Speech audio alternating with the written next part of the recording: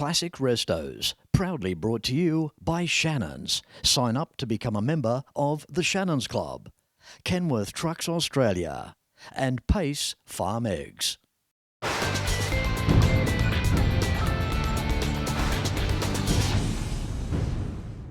G'day, I'm Fletch and welcome to the show. This week it's a little spotlight emphasis on the HR Holden. We have one card that you haven't seen before and there are two HR Holden flashbacks. Enjoy in this week's Classic Restos.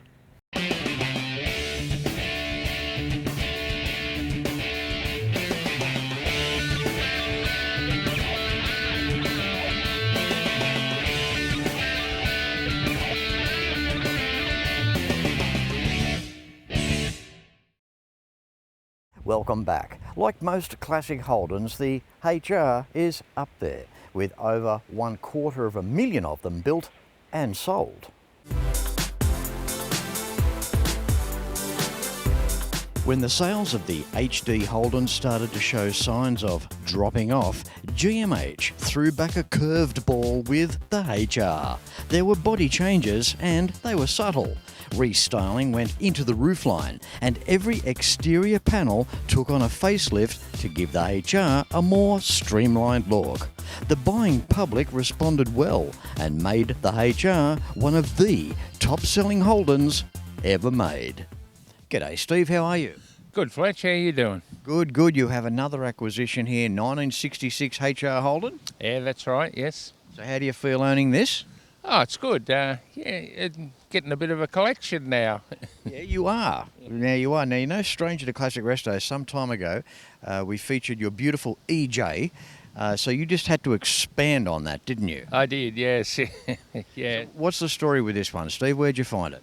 I found it in Mittagong. Got it off somebody I knew and needed restoring. And I like to bring things back to life when are rotting away. It's another one preserved, isn't it? Absolutely, yeah. It's interesting too, 1966, a big seller, HR, almost knocked off EH. It was just within a few thousand. They both did around 250,000 in sales in terms of quantity. The HR did very well for itself, didn't it? It did, yeah. It's in my opinion, it was a bit of a leap forward with them. They handle better, stop better, and yeah, to the previous models. A few little differences from the HD, just before the HR. Slightly larger rear screen, giving you a little bit better vision. It was actually the first year of a shatterproof rear view mirror. I don't know if you knew that one, Steve. No, didn't know that one either. No. You should hang out with me more often. You find out all this stuff, don't you? You do, yeah. Okay, so what powers this one, Steve? This one's the 161 in it. Oh, 161? The small one, yes. Yeah. Okay, and gets along all right for what it is? Yeah, absolutely, yeah. Cruises along nicely, yeah. See, this is what it's about. It's not always about, a 13-second quarter mile time. It's about some of the other categories, such as relaxed motoring. And in a car like this, we've got the anti-theft device as well. We have the 3-on-the-tree manual. Yeah. 161. It doesn't get much more basic spec than that, does it? No, it's pretty simple, that, yes, it is. We open the doors, we look around the interior. It's like how, apart from the grab rail behind the back seat, it's almost like what a taxi would have looked like back in the day. Well, that's what it would have looked like, yeah, for sure. Yeah. There's just no frills, no air conditioning or power steering in this one, Steve. No radio even. We just go along and listen to that little red engine up front. Now let's have a look at the outside of the car. Let's have a look at these steel wheels. Now when I was a little kid, I can remember these Holdens getting around with P-plates on them. Yep. So guys, I don't know, 10, 12 years my senior. And these were the Hoons cars. These were the cars that, if you had a manual gearbox and a hot dog exhaust, this is the type of thing that you'd see flying around the streets. Oh, it is, yeah. And they're pretty sought after, those wheels, and very hard to find, those ones, yes. The interior of the car with seating and everything, it's an original interior. Have a look at this. 1966 car. So we're talking, 59 years of age, and that's a stock interior. It just hasn't had a hard life, has it?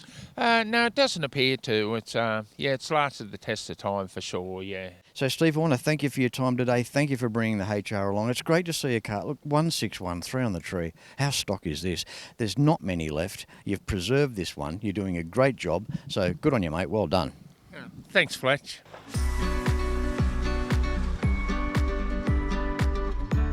They're actually pretty good to drive. They're a big improvement on the previous models with ball joints and disc brakes and that.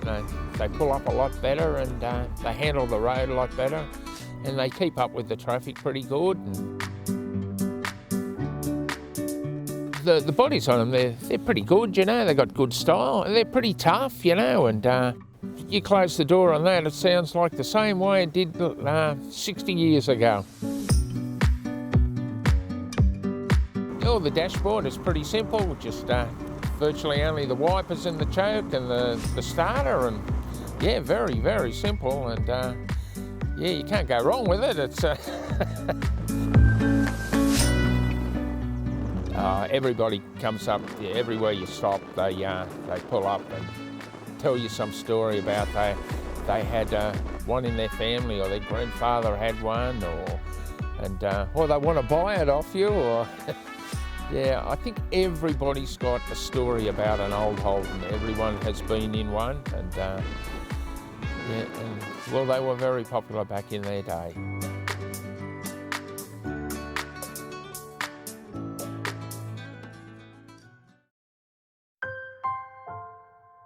I've been a motoring enthusiast all my life. My Coupe 4 is rare and very special.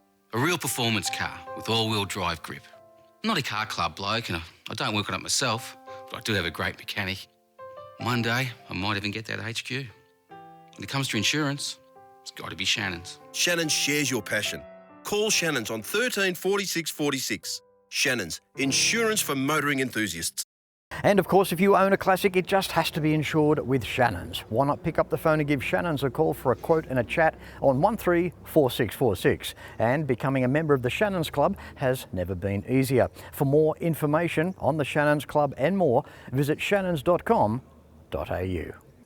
In 2025, why not consider a tour of Detroit, Michigan, USA with Fletch? Detroit, it's the Motown City, the automotive epicenter.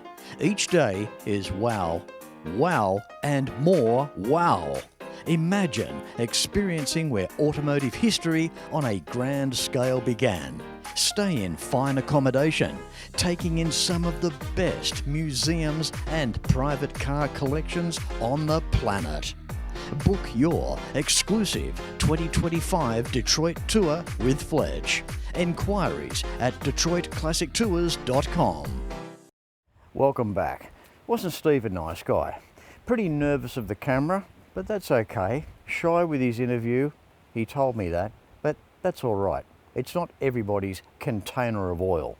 But what Steve has done with that HR is fantastic. There were things that he told me that we didn't film today.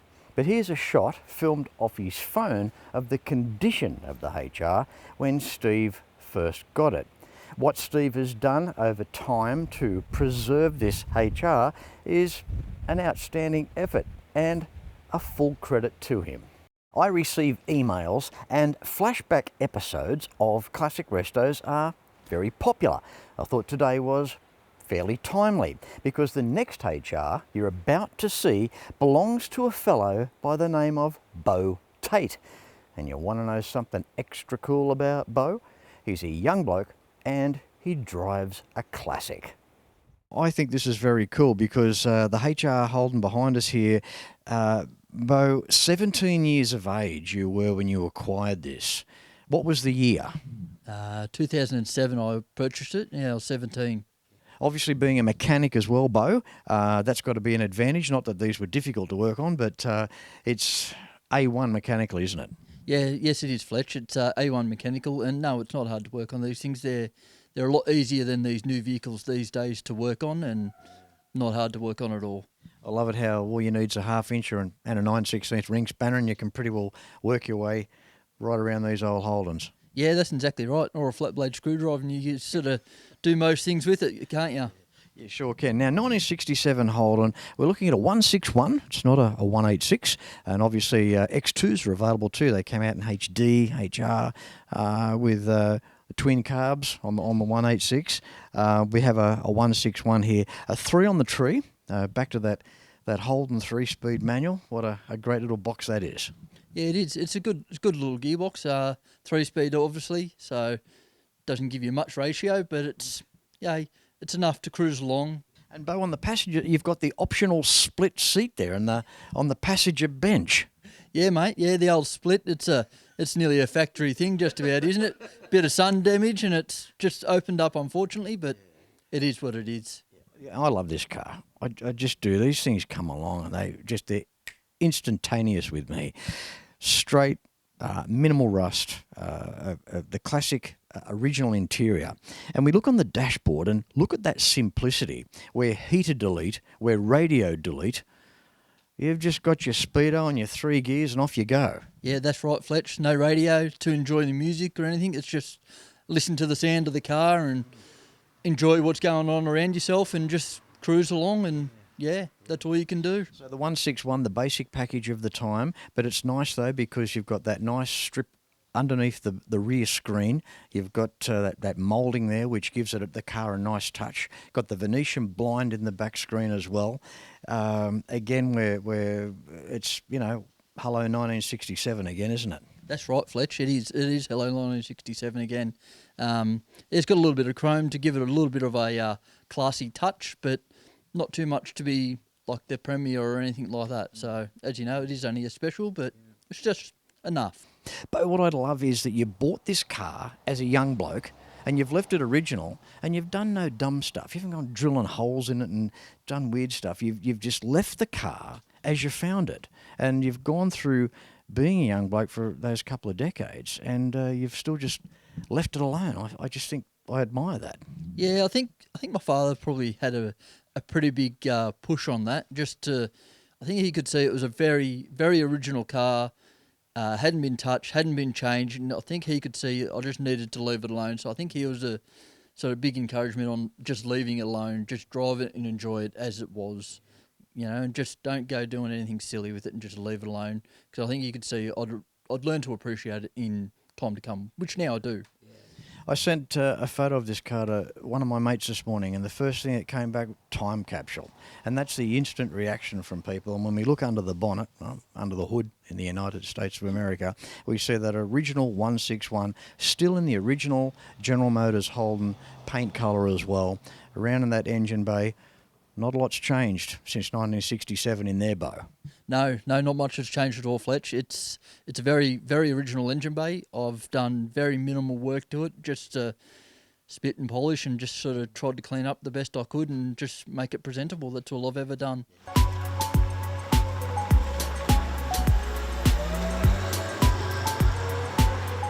This HR Holden means quite a lot to myself. As you know now, I've had it since I was 17. It was my wedding car. It's done a couple of weddings now as well. My wedding was the first wedding I'd ever done with it.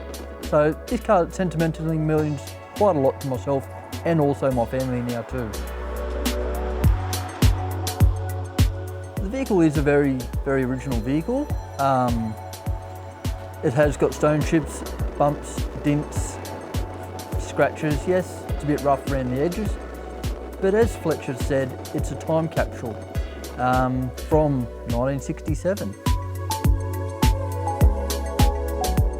Driving and enjoying the car is quite nice.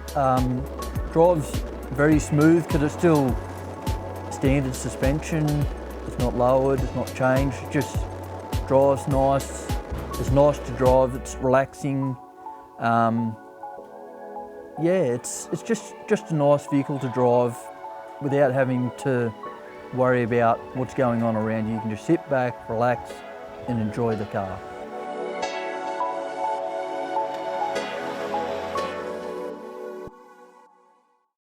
When I was a kid, I loved cars, still do. The '57 Cadillac Eldorado Brougham was the most advanced car in the world. Cost more than a Rolls. Hand-built with a stainless steel roof, cruise control, electric seats, and would you believe, air suspension. American iron. It's a passion Shannons understand. That's why they insure my daily drive, the caddy, my bike, even the house. Call Shannons on 13 46 46. Shannons, insurance for motoring enthusiasts. Your story began in 1971. It's part of an endless tapestry that tells the story of our nation. It connects innovators to artisans, forests to houses, from the largest of operations to the smallest of outcomes. It's heritage. It's a legacy. Oh yeah, I remember filming this day. The car was a cracker. Belongs to a fella by the name of Paul Bright, and he's the proud owner of his mum and dad's 1967 HR wagon. Check this out.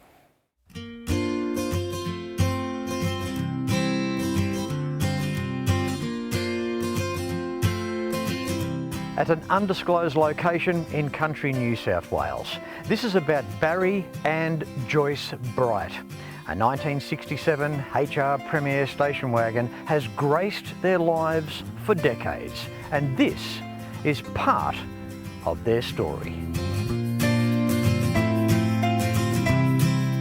It was a happy day back in 1967 on the 20th of August when Barry and Joyce purchased their brand new HR station wagon. Yes, a delightful Hacienda blue enhanced by a Gretchen white roof welcomed them as they opened the door and sat inside, being surrounded by that new car smell, the scent of that honey fawn interior. Of course, it goes without saying, this HR is a one-owner car. Back in the day, this car was only pulled out of the shed for Sunday drives and for holidays at Christmas for its long drive to Manly, just north of Sydney, New South Wales. Back when car park spaces were a lot easier. Park the car, walk across the street and go to the beach. Just barely weeks ago from time of filming, Joyce passed away. So we just missed out on hearing Joyce's side of the story, her love for this wagon, and the times that she had with Barry and their son Paul.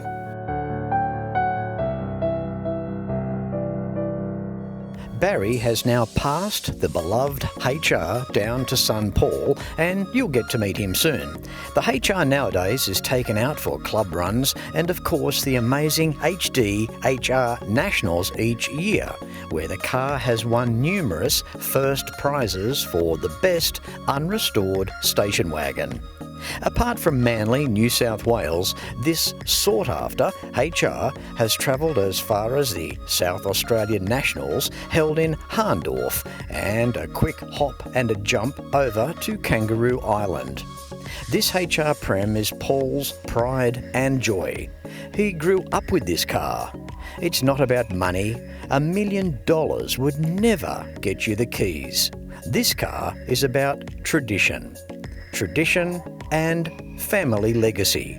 And since the recent passing of his mum Joyce, a car like this means so much more. Now this car, wow, brand new from day one, in the family. It's never let you down. Now, even the cars with the best Strongberg carbies might get a little bit of gunk in them over the years and run rough and put you on the side of the road maybe, you know. I mean, that can happen to a lot of carbureted cars, but not even something as minor as that has happened to this HR. No, not that I can remember. It was my dad looked after it really well and kept the mechanics up to it and, treated it like probably better than us kids. So it was a great, reliable car. You grew up with this car? Correct. We travelled in it for holidays, Sunday drives, all that sort of stuff. Yeah, we got fond memories of this car. How do you feel standing here now at this stage of life that we're at, and you've got that car when you're a little guy, little kid, you grew up with it, and it's still just behind us here. How does that make you feel? Very proud that we've got something linked to our history that's here, family memories and all that sort of stuff. It's probably more about the car. It's more about the family and what we did in it as kids. And it's great. You can't describe it, I don't think. It's great. Back in the 70s, Paul, it was a different time. Life was a bit slower.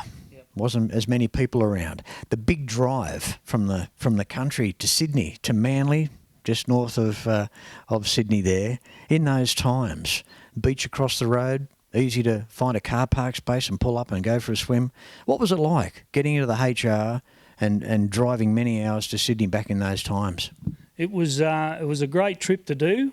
Like Dad got real sick of us saying we're there yet, but when you got there, it was a real change in environment for us, being from the country.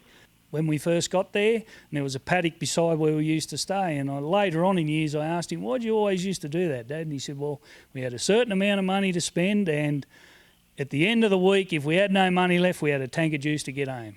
Over the years, what would be one of the funniest memories that you have with the car? Well, I remember we went to Queensland for a trip, and it was really hot. And Dad pulls over and says, geez, it's too hot for you kids sitting there. So he laid the back seat down, wound the rear window back down, and we just laid in the back, driving up the road, sucking in the fumes, but it was all good, wasn't it? Paul, the colour of the car, tell us what's going on there. Yeah, well, I've got a couple of original early brochures of HRs, and the colour's name is Hacienda Blue. And in the brochures, there's no reference to that colour. And I always thought, geez, that's strange. Why wouldn't they have the colour? But this car was purchased by Dad on the 20th of August, 67. So a later run coming into the HKs, and that is a HK colour, apparently, which you'll find HK Premiers and that with Hacienda Blue. And that's the connection there, yeah. So they weren't done on earlier HRs. And didn't the red engine, the 186, didn't that serve Holden well? It was a great stable, mate, wasn't it? It just powered on for a long time. And even when they went to the 202s and that, the design was very similar because of its reliability. The 202 made more power, but I've been told by a few owners of the 186, they always thought that was the smoother of the two engines. Yeah, well, even the wagon here, if you take it for a drive, the old ad was turbo smooth, and I actually really agree with that. It was, you wouldn't, I suppose, want to put it into a corner too hard, but, it was a real smooth riding car, and the motor was nice and quiet. I'm just trying to picture it now, like back in 1967, what it would have been like to have the brand new Holden. And it wasn't just a Holden, it was a Prem. We've up the ante a little bit here. It's two-tone colours, beautiful interior. These were known for their interiors. Yeah. Obviously, the HD Prem as well.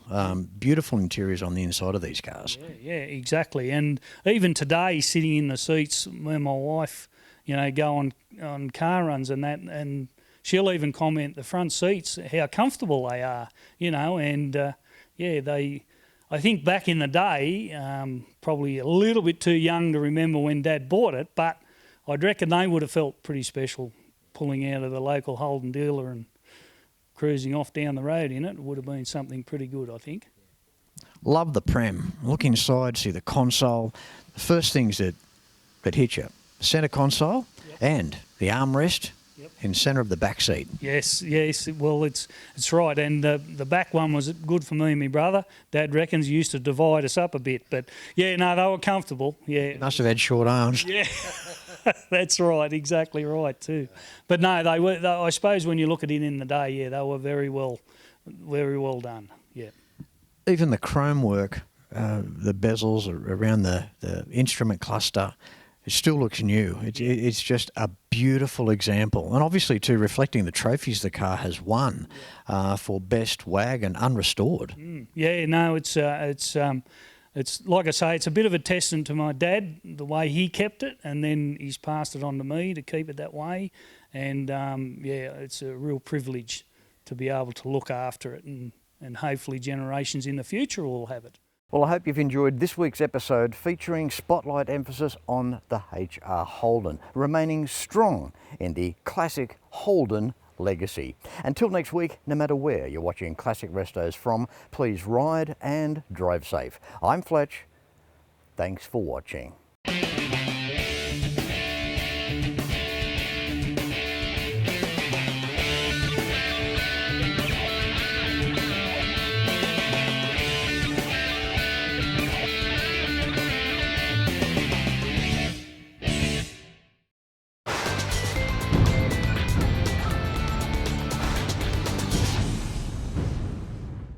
Classic Restos, proudly brought to you by Shannons. Sign up to become a member of the Shannons Club. Kenworth Trucks Australia and Pace Farm Eggs.